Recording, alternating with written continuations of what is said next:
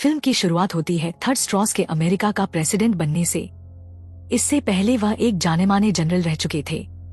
5 महीने बाद हमें हमारा मुख्य किरदार सैम विल्सन यानी कैप्टन अमेरिका दोबारा दिखाई देता है। इस समय वह एक खतरनाक मिशन पर है। वह यूएस मिलिट्री के साथ एक एयरक्राफ्ट में बैठकर मेक्सिको जा रहा है। इस मिशन में उसका अच्छा दोस्त टॉरस भी उसके साथ है, जिसे आने वाले समय में हम नए फॉल्कन के रूप में देख सकते हैं। मेक्सिको पहुंचते ही सैम, टॉरस और बाकी सारे सोल्जर एक आतंकवादी हमले से निपटने लगते हैं। दरअसल इन आतंकवादियों ने जापान का एक बहुत ही जरूरी कंटेनर चुरा लिया था, जिसमें कुछ खास चीजें थी। क्योंकि जापान और अमेरिका के बीच अच्छे रिश्ते हैं, इसलिए अमेरिकी सेना उनकी मदद कर रही थी। लड़ाई के दौरान हम देखते हैं कि सैम विल्सन अपनी शील्ड और दमदार विंग्स की मदद से एक साथ कई दुश्मनों को हरा देता है। वह कभी हवा में उड़कर ऊपर से हमला करता है, तो कभी एक साथ 3-4 दुश्मनों पर वार करके उन्हें गिरा देता है। वहीं फॉल्कन यानी टॉरस भी अपने उसकी पूरी मदद करता है। आखिरकार सारे टेररिस्ट को खत्म कर दिया जाता है और सैम उस गैंग के लीडर के पास पहुंचता है, जिसके पास वो कंटेनर था। कंटेनर तो वो हासिल कर लेता है, लेकिन उससे पहले कि वो उस आदमी को गिरफ्तार कर सके, वो आदमी उनके हाथ से फिसल जाता है और भाग निकलता है। इसके बाद ये सभी यूएसए लौट आते हैं। मिशन की कामयाबी के बाद सैम टॉरस से बेहद खुश होता है, क्योंकि उसने बहुत बहादुरी दिखाई थी। अपनी खुशी जाहिर करते हुए वो टॉरस को एक खास इंसान आइजाया ब्रैडली से मिलवाने ले जाता है। सैम बताता है कि आइजाया ब्रैडली न सिर्फ एक महान सोल्जर थे, बल्कि वो भी एक जमाने में कैप्टन अमेरिका रह चुके हैं। यह सुनकर टॉरस हैरान रह जाता है, लेकिन उससे भी ज्यादा चौंकाने वाली बात ये होती है जब सैम बताता है कि कैप्टन अमेरिका बनने के बाद आइजाया ब्रैडली को 30 साल तक जेल में डाला गया था। टॉरस, जो अब तक बहुत प्रभावित था, हैरानी से पूछ बैठता है, जब आपने देश के लिए इतना कुछ किया तो फिर आपको जेल क्यों हुई? आइजाया ब्रैडली का चेहरा गंभीर हो जाता है। वो बताता है कि कैसे एक ब्लैक कैप्टन अमेरिका बनने की सजा उसे भुगतनी पड़ी। उसके साहस और कुर्बानी को कभी खुलेआम नहीं स्वीकारा गया। आइजाया ब्रैडली अपनी कहानी टॉरस को बताते हुए कहते हैं, उस समय मैंने कई मुश्किल मिशन पूरे किए, न जाने कितनी जानें बचाईं और अमेरिका को बड़े नुकसान से भी बचाया। मेरी कामयाबी की वजह से लोग मुझे पहचानने लगे और सराहने लगे। फिर आइजाया थोड़ी देर के लिए रुके, फिर धीमे और भारी स्वर में बोले, यूएस गवर्नमेंट को ये रास नहीं आया कि एक ब्लैक आदमी इतना मशहूर हो जाए। उन्हें लगा कि मेरी पॉपुलैरिटी सिस्टम के लिए खतरा है और तभी उन्होंने मुझे गिरफ्तार कर लिया। गिरफ्तारी के बाद उन्होंने 30 सालों तक मुझे जेल में रखा। उस जेल में उन्होंने मुझ पर अलग अलग एक्सपेरिमेंट किए, जैसे मैं कोई इंसान नहीं, एक लैब का सामान हूँ। यह सुनकर टॉरस का दिल बैठ जाता है। उसे यकीन ही नहीं होता कि जो इंसान कभी देश का हीरो था, उसके साथ इतना अन्याय हुआ। लेकिन इस बातचीत के बाद टॉरस के दिल में आइजाया ब्रैडली के लिए गहरी इज्जत बढ़ जाती है। अभी ये लोग बात कर ही रहे होते हैं कि सैम विल्सन के पास एक कॉल आता है। कॉल में बताया जाता है कि देश के नए राष्ट्रपति थैडियस रॉस ने व्हाइट हाउस में एक अहम मीटिंग बुलाई। ये मीटिंग एक पार्टी के बहाने रखी गई है, जिसमें दुनिया के बड़े बड़े नेता और प्रतिनिधि शामिल होने वाले हैं। सैम विल्सन को भी इस मीटिंग में खास तौर पर बुलाया गया है। अगले सीन में हम देखते हैं कि सैम आइजाया ब्रैडली और टॉरस के साथ व्हाइट हाउस पहुंच चुका है। वहां चारों तरफ दुनिया की कई बड़ी और पावरफुल हस्तियां मौजूद हैं। जैसे ही सैम पार्टी में पहुंचता है, राष्ट्रपति थैडियस रॉस खुद आगे आकर उसकी तारीफ करते हैं। कैप्टन अमेरिका, आपने मेक्सिको मिशन में बहुत अच्छा काम किया। आप न सिर्फ जापान की मदद कर पाए, बल्कि वो जरूरी कंटेनर भी सही सलामत वापस ले आए। सैम विनम्रता से मुस्कुराता है। इसके बाद सभी लोग मीटिंग रूम में इकट्ठा हो जाते हैं। थैडियस रॉस मंच पर चढ़ता है और गंभीर होकर बोलना शुरू करता है। कुछ साल पहले इंडियन ओशन में एक रहस्यमय नया द्वीप उभरा, जिसे नाम दिया गया सेलेस्टियल आइलैंड। जैसे ही यह द्वीप सामने आया, दुनिया के कई देशों ने वहां रिसर्च के लिए अपनी टीमें भेज दी। वहां एक ऐसा धातु मिला जो न सिर्फ बेहद दुर्लभ था, बल्कि दुनिया का सबसे ताकतवर धातु भी माना गया। हमारे वैज्ञानिकों ने इस मेटल को नाम दिया एडमेंटियम। धीरे धीरे जैसे ही इसकी जानकारी बाहर आई, हर देश इस द्वीप को अपने कब्जे में लेना चाहता था।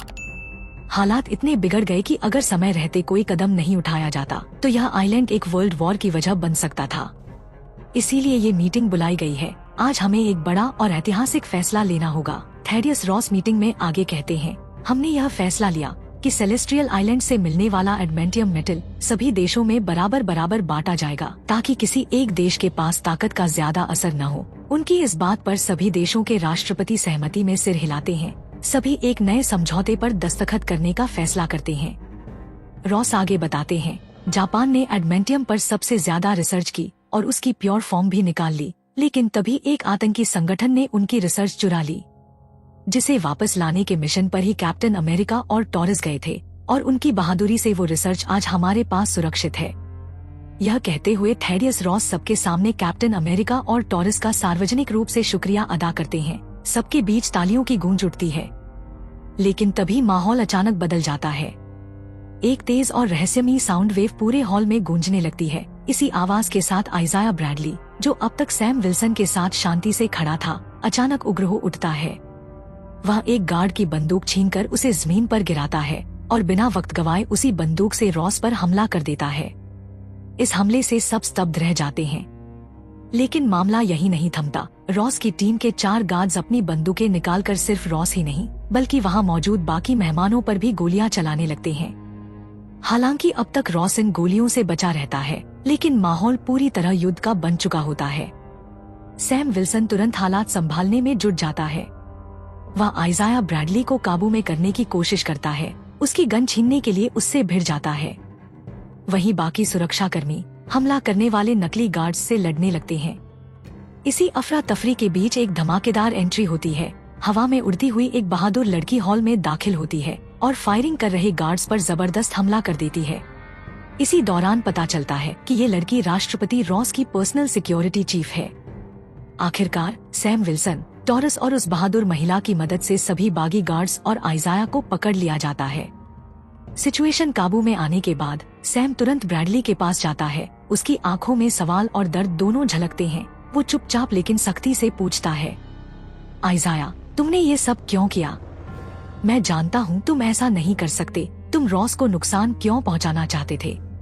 आइजाया की आंखों में गुस्सा नहीं, सिर्फ गहरी तकलीफ होती है, लेकिन वो कुछ नहीं कहता। सैम बार बार सवाल कर रहा था, लेकिन आइजाया की हालत देखकर वो खुद भी हैरान था। सबसे चौंकाने वाली बात ये थी कि आइजाया को कुछ भी याद नहीं था। उसे बिल्कुल नहीं पता कि उसने थैडियस रॉस पर कब और कैसे हमला किया। वो बार बार सैम से कह रहा, मैंने कुछ नहीं किया, मुझे कुछ भी याद नहीं आ रहा, मैं वहाँ जरूर था, लेकिन मैंने हमला नहीं किया, मैं ऐसा कभी कर ही नहीं सकता।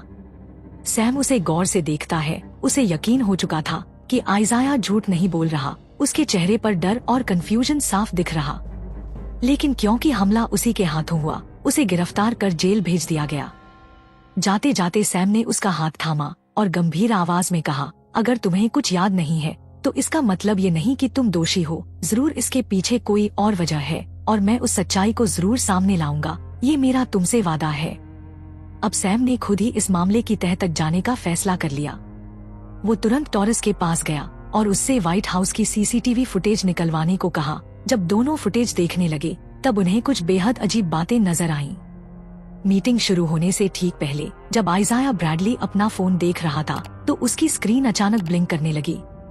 एक अजीब सी सफेद चमकती रोशनी दिखाई दी। वही अजीब रोशनी उन 4 गार्ड्स के फोनों में भी देखी गई, जिन्होंने बाद में रॉस पर हमला किया था। लेकिन सबसे चौंकाने वाली बात ये थी कि जैसे ही हमला शुरू हुआ उससे ठीक पहले वहाँ एक अजीब सा गाना बजा था, एक बेहद खास ट्यून जो शायद किसी ट्रिगर साउंड की तरह काम कर रही थी। अब सब कुछ साफ हो गया। ये हमला जानबूझकर करवाया गया। आइजाया ब्रैडली और बाकी 4 गार्ड्स को किसी ने टेक्नोलॉजी के जरिए कंट्रोल किया था। सैम और टॉरस को अब यकीन हो चुका था, आइजाया और बाकी सब बेकसूर थे। अब मिशन साफ था, उस शख्स को ढूंढना और बेनकाब करना जिसने ये सारा खेल रचा था। सैम ने टॉरस से कहा, हम उस आदमी को ढूंढ निकालेंगे जिसने ये सब करवाया। फैसले के साथ सैम अपनी गाड़ी में बैठा और मिशन पर निकल पड़ा। लेकिन रास्ते में अचानक उस पर फायरिंग शुरू हो गई। सैम फुर्ती से गाड़ी से बाहर निकला और अपनी शील्ड से खुद को बचाया। जब उसने सामने देखा तो वहाँ वही आतंकवादी लीडर खड़ा था जिससे सैम ने पहले जापान का कंटेनर छीनकर उसे हराया था। अब वो सामने खड़ा था, गुस्से से भरा हुआ। अब तेरा हिसाब बराबर करूंगा कैप्टन, वो चिल्लाया और अगले ही पल हमला करने ही वाला था। सैम विल्सन उस आतंकवादी से भिड़ता है और थोड़ी ही देर में उसे नीचे गिरा देता है। मुकाबला खत्म ही हुआ था कि तभी सैम के फोन की घंटी बज उठती है। फोन पर एक रहस्यमयी आवाज आती है, इस आदमी को तो तूने हरा दिया, लेकिन जो अब आने वाला है उसे नहीं रोक पाएगा। ये सुनते ही सैम के चेहरे पर चिंता की लकीरें गहरी हो जाती हैं। उसे अब यकीन हो गया था, कोई है जो न सिर्फ उसे देख रहा है बल्कि हर कदम की निगरानी कर रहा है, और वही शायद रॉस पर हुए हमले का मास्टरमाइंड भी है। सैम तुरंत टॉरस के पास पहुंचता है और कहता है, इस कॉल को ट्रेस करो। कॉल एक सरकारी फैसिलिटी से की गई थी। सैम और टॉरस फौरन वहां पहुंचने का फैसला करते हैं। जब वो दोनों वहां पहुंचे तो देखा कि वो जगह असल में एक साइंटिफिक रिसर्च लैब थी, लेकिन कोई आम लैब नहीं। वहां सरकार के नाम पर छुपकर गुप्त एक्सपेरिमेंट्स चल रहे थे, और ये सब खुद रॉस की निगरानी में किया जा रहा था। वो तब से ये एक्सपेरिमेंट करवा रहा था जब वो सिर्फ एक जनरल हुआ करता था।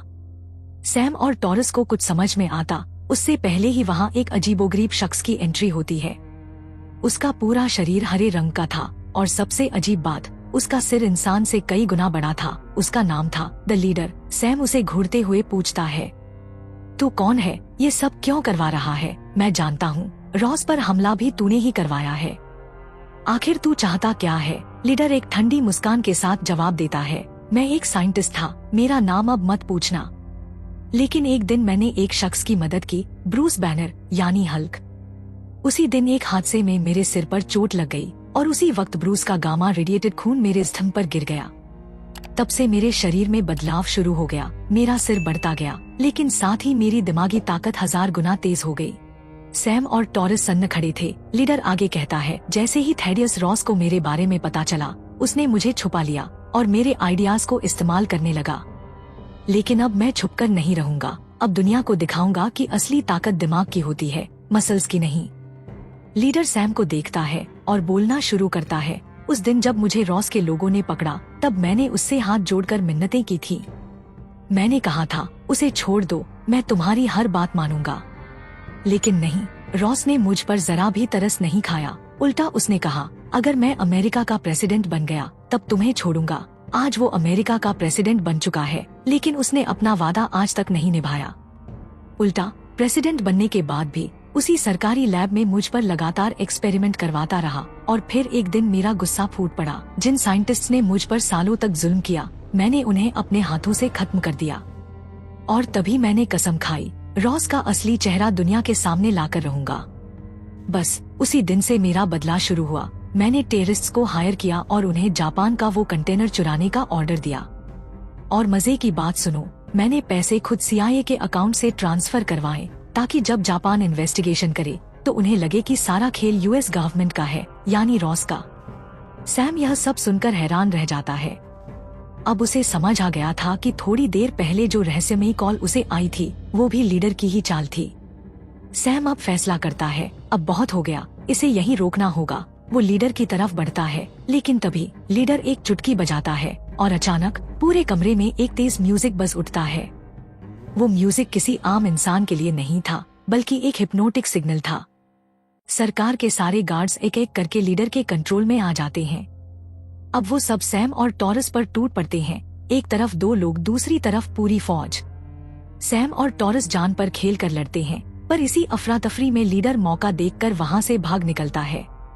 सैम और टॉरस सारे गार्ड्स को हराकर किसी तरह बाहर निकलते हैं। लीडर का प्लान काम कर गया था। जापान ने जैसे ही अपने चोरी हुए कंटेनर की जांच की, उन्हें सबूत मिले कि उस टेररिस्ट को पैसे CIA से मिले थे, और क्योंकि CIA अमेरिका की इंटेलिजेंस एजेंसी है, जापान को अब पूरा यकीन हो गया कि अमेरिका ही उनके खिलाफ साजिश रच रहा है। नतीजा, जापान ने रॉस के साथ किया गया कॉन्ट्रैक्ट तोड़ दिया। अब 2 देशों के बीच जंग का माहौल बनने लगा था, और ये सब एक आदमी की बदले की आग की वजह से हो रहा था। अब कहानी एक ऐसे मोड़ पर आ चुकी थी जहां एक भी गलत कदम पूरी दुनिया को युद्ध की आग में झोंक सकता था। रॉस ने हाल ही में दुनिया के देशों के साथ एडमेंटियम नाम के कीमती मेटल को बांटने का फैसला किया था। लेकिन जैसे ही जापान को शक हुआ कि अमेरिका उन्हें धोखा दे सकता है, जापान के राष्ट्रपति ने तुरंत आदेश दिया, सेलेस्टियल आइलैंड पर फौरन कब्जा करो। और फिर जापानी सेना तुरंत वहां के लिए रवाना हो गई। जब रॉस को इसकी खबर लगी तो उसने भी अपनी मिलिट्री को उस आइलैंड की तरफ भेजने का आदेश दे दिया। अब दोनों देशों की सेनाएं आमने सामने खड़ी थी। पूरी दुनिया की निगाहें इस वक्त एक ही जगह टिकी थी। सेलेस्टियल आइलैंड पर, और चारों तरफ ये चर्चा तेज हो गई थी कि क्या वाकई जापान और अमेरिका के बीच युद्ध होने वाला है। इधर जैसे ही ये खबर सैम विल्सन और टॉरस तक पहुंची, वो भी बिना देर किए रवाना हो गए उसी दिशा में। सेलेस्टियल आइलैंड पर पहुंचते ही सैम सीधे रॉस के फाइटर शिप में घुसा और उससे आमने सामने बात की। अगर तुमने कोई भी गलत कदम उठाया तो इसकी कीमत पूरी दुनिया को चुकानी पड़ेगी। जंग में कोई नहीं जीतता, सब हारते हैं। सैम हालात को काबू में लाने की पूरी कोशिश कर रहा था, लेकिन उसी वक्त लीडर फिर से एक्टिव हो चुका था। वो कहीं छुपा बैठा एक पुराने घर में दाखिल हुआ। उसने वहां से एक फोन चुराया और हैकिंग शुरू कर दी। उसने 2 अमेरिकी फाइटर जेट्स का रेडियो सिस्टम हैक कर लिया, जो उस वक्त सेलेस्टियल आइलैंड के ऊपर चक्कर लगा रहे थे। लीडर ने दोनों पायलट्स को जापान के जेट्स पर हमला करने का झूठा ऑर्डर दे दिया। जापान को यकीन हो गया, अमेरिका ने जंग शुरू कर दी है। जवाब में जापान ने भी अपने फाइटर जेट्स हवा में भेज दिए। अब जंग बस चिंगारी भर की दूरी पर थी। लेकिन ठीक तभी सैम विल्सन और टॉरस फुल स्पीड में उड़ते हुए आए और दोनों अमेरिकी पायलट्स को फाइटर जेट से सुरक्षित बाहर निकाल लिया। जेट्स तो तबाह हो गए, लेकिन जानें बच गईं, और इससे बड़ी जीत और क्या हो सकती थी। इसके बाद सैम ने सीधे जापान के राष्ट्रपति से मुलाकात की। हम जंग नहीं चाहते, ये सब एक हैकिंग का नतीजा था। हमारे पायलट्स को किसी और ने कंट्रोल किया था। जापानी राष्ट्रपति ने सैम की बात पर भरोसा किया, क्योंकि उसने खुद अपनी जान पर खेलकर सच्चाई साबित की थी। यही वो मोड़ था जब एक सुपरहीरो ने 2 देशों के बीच युद्ध को टाल दिया। दोनों राष्ट्राध्यक्षों ने अपनी सेनाएं वापस बुला लीं। सेलेस्टियल आइलैंड एक बार फिर शांत हो गया और सैम विल्सन अपने मिशन में एक बार फिर कामयाब हुआ। लेकिन इस पूरे संघर्ष के बीच एक दुखद मोड़ भी आया। सेलेस्टियल आइलैंड की लड़ाई में टॉरस बुरी तरह से घायल हो गया था। सैम विल्सन ने उसे सही वक्त पर अस्पताल पहुंचा दिया, जहां उसका तुरंत इलाज शुरू कर दिया गया। इसके बाद अगला दृश्य वॉशिंगटन डीसी का होता है, जहां रॉस एक बड़ी प्रेस कॉन्फ्रेंस बुलाता है। रॉस का मकसद था दुनिया के सामने ये साफ करना कि अमेरिका और जापान के बीच कोई युद्ध नहीं हुआ, बल्कि यह सब एक गलत फहमी का नतीजा था। इस प्रेस कॉन्फ्रेंस में सैम विल्सन भी मौजूद था और तभी वहां लीडर भी पहुंच गया। चेहरे पर गुस्सा, आंखों में बदला था। तुमने मेरे पूरे प्लान को बर्बाद कर दिया सैम, लीडर सख्त आवाज में बोला। मैं यूएस और जापान की जंग से रॉस का असली चेहरा सामने लाना चाहता था, लेकिन तुमने सब कुछ नष्ट कर दिया। सैम शांति से जवाब देता है, अगर तुम्हारा मकसद सच्चाई उजागर करना था तो उसे झूठ और तबाही के रास्ते से क्यों लाना चाहते थे।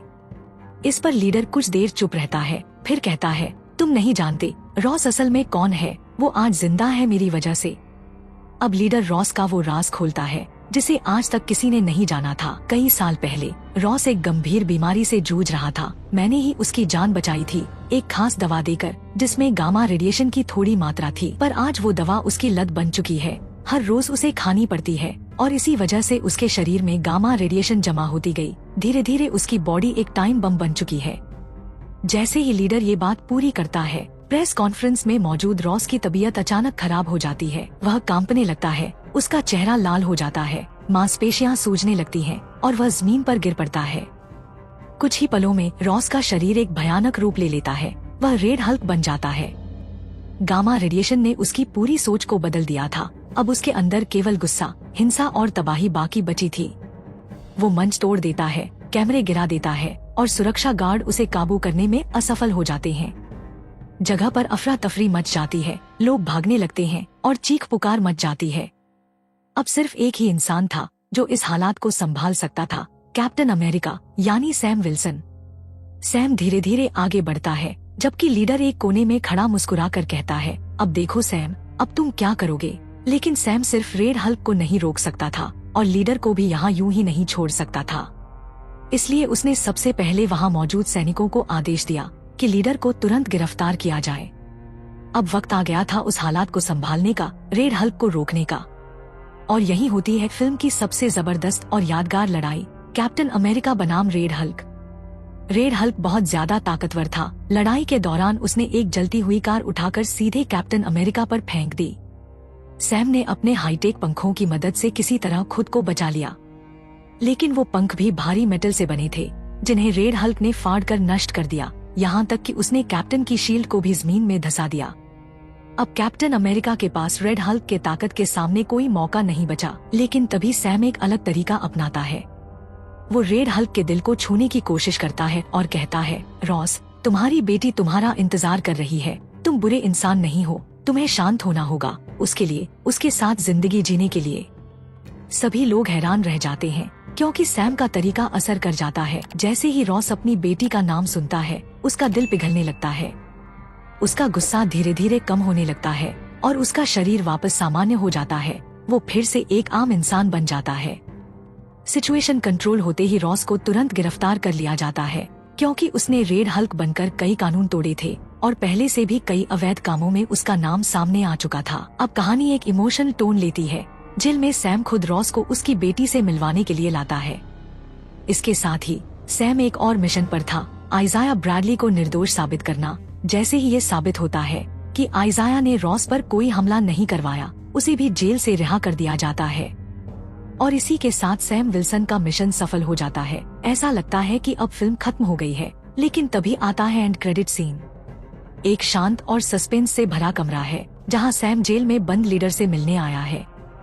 लीडर हल्की मुस्कान के साथ कहता है, क्या तुम ये सोचते हो मुझे पकड़कर सब कुछ ठीक कर दिया? नहीं, असली खेल तो अब शुरू होने वाला है। मैं भविष्य देख सकता हूँ और आने वाले वक्त में इस धरती पर ऐसे लोग आने वाले हैं जिनसे तुम लड़ भी नहीं पाओगे।